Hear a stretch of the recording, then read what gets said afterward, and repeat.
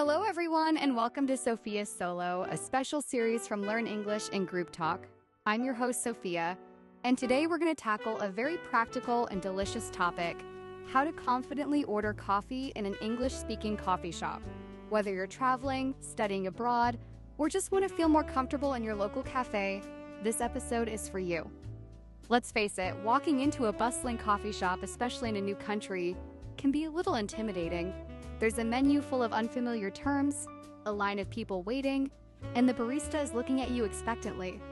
But don't worry, by the end of this episode, you'll be able to navigate any coffee menu like a pro.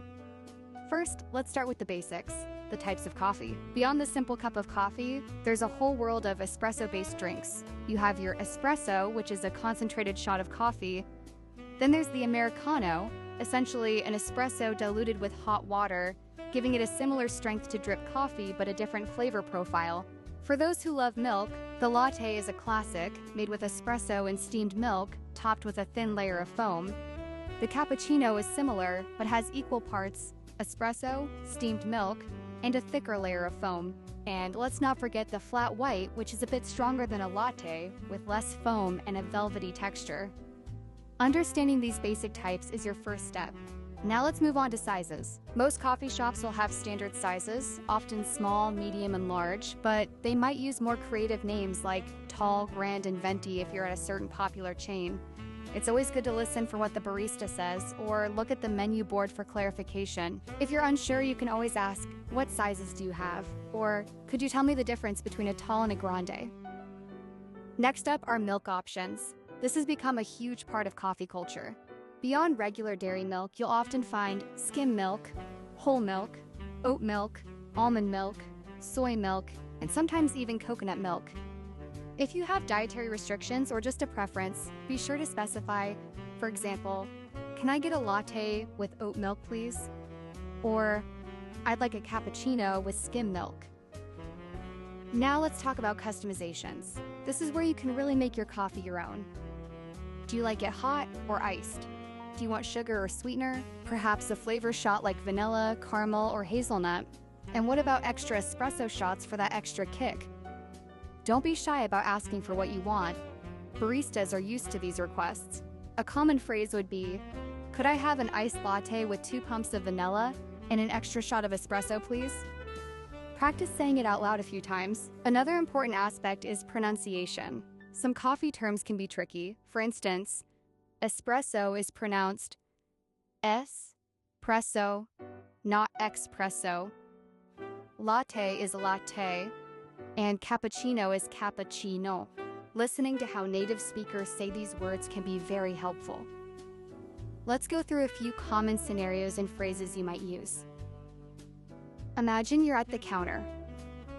To start, "Hi, can I get a?"